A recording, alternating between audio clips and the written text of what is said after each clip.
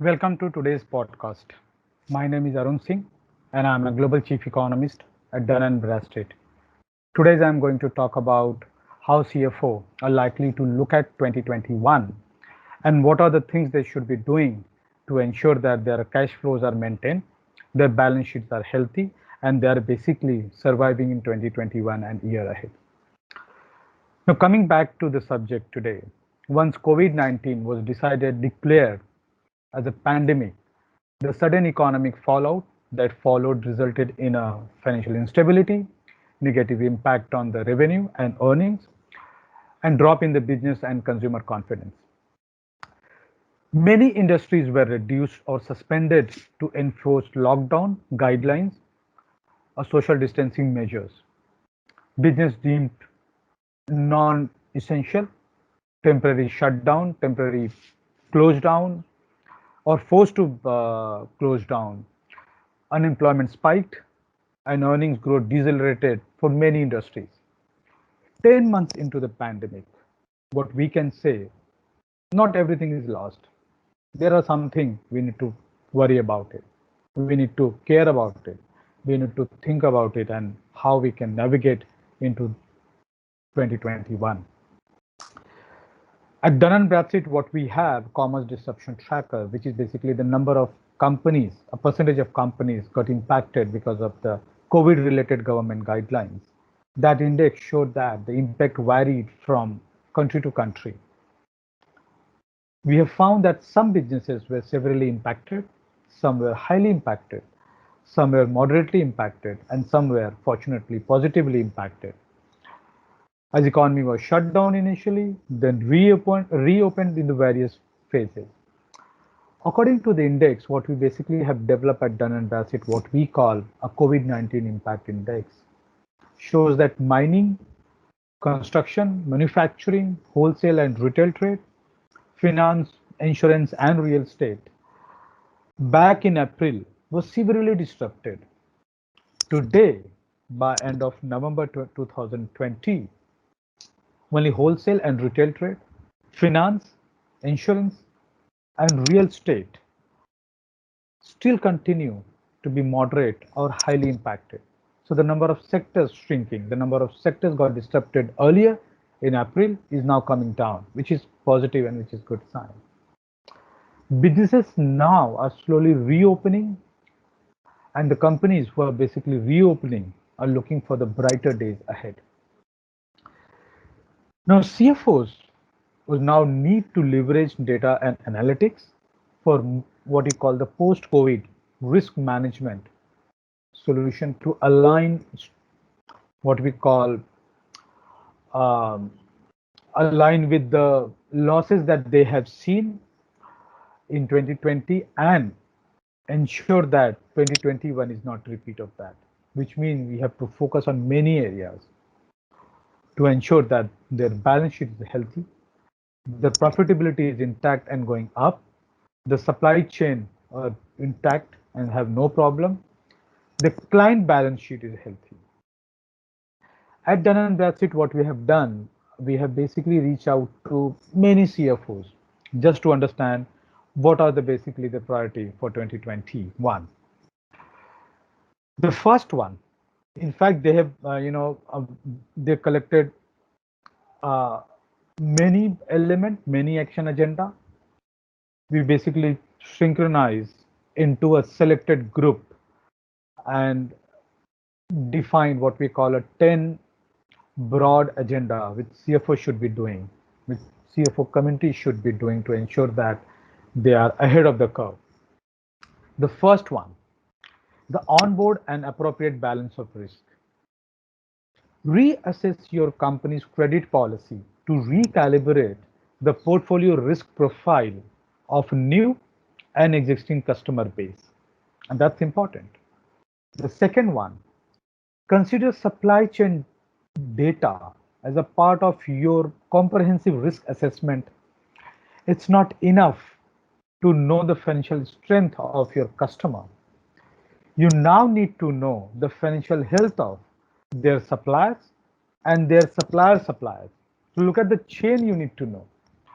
If your customers are dependent on a few suppliers to help produce their goods, they may face increased risk of what you call sustainability, which means they need to develop the alternative method of production if they don't have, which means what is plan B CFO should be aware of. The third action item, maintain customer relationship. If your company is able to, perhaps you can waive late fees on account of what you call past due 90 days for industries that were known to be severely distressed. It's also important to review your company's pricing and margin to see what you can afford to be flexible with. This means more partnering internally across sales and operation to keep everyone aligned on the projected cash flows. That's very important piece because we have seen even in the good time your cash flow projection varies. In the bad time, certainly that will go completely off the mark, which means we need to take care of internal stakeholder and keep them updated. The fourth action agenda, perform ongoing portfolio management. Setting up alerts for credit monitoring can be crucial right now, particularly if changes will have a material or financial impact on your businesses. Being notified of deteriorating credit scores and legal events such as lawsuits, which can be a signal for the pending bankruptcy, is important. Monitoring can help you stay ahead of the curve. Otherwise, unforeseen circumstances that may require a level of decision making and business's readiness that would normally be overlooked when times are good. The fifth piece, what we normally refer is called get back to basics, get back to the 5 C's of the credit. The analytics should focus on the core principles of the credit management. That 5 C's. What is this 5 C look like? Character, capacity, capital, condition, and collateral. Certainly, the condition are the primary factors. In fact, the primary focus areas. As this variable calls for considering the economic impact on your customer and supplier, its industry, supply chain, is the location.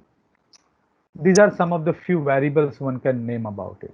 So that's the condition is very critical. Now the sixth element, what we should be basically worrying about, and we should what we consider as the action item, reimagine the business as usual budgeting process. What is a typical budgeting exercise that may not address crucial concerns about strategy, value creation, or resource allocation in the year? All required to ensure that strategy, value creation, and resource allocation being taken care of in 2021. In doing that, there are four elements. CFOs will have to undertake more stress test scenarios and assumptions to counter uncertainty. Reimagine the business to determine key business drivers in 2021. Build flexibility and operationality into the budgeting process. Rethink decision-making process that will speed up the overall budgeting process. That was the sixth action agenda. Now coming to the seventh action agenda, and that's very important and very critical, whereas basically it's like going with the flow, what we call digital transformation. In the response to the COVID-19 pandemic, digital offerings have leapfrogged a result of the pandemic outbreak, accelerating adoption rate by many fold. The COVID-19 pandemic has forced CFOs and the entire ecosystem to abruptly access both their organizational and functions current digital capabilities and capacities. Next year will all about of putting money into the digital investment timelines or digital criteria, which is very important. Now, eighth action agenda, managing liquidity. At Dun & Bradstreet, we reach out to the CFO every quarter, asking them what are their priorities, how the optimism looking like, how the economic looking like, what area most concerns either the balance sheet, risk, and things like that.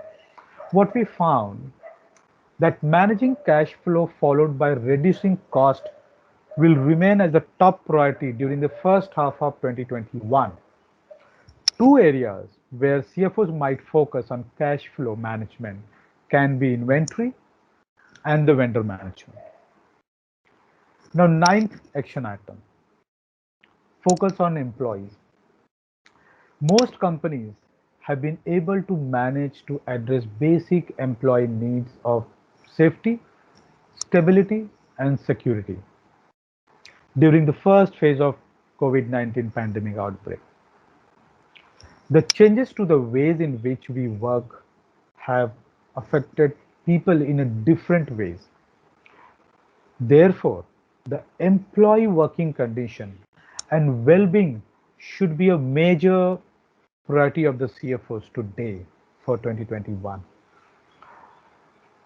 Given the fact that it can have a direct impact on the productivity and in turn company growth and the performance, focus on employee has to be one of the topmost action agenda during 2021.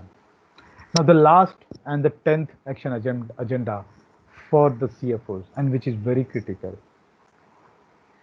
alignment of stakeholders.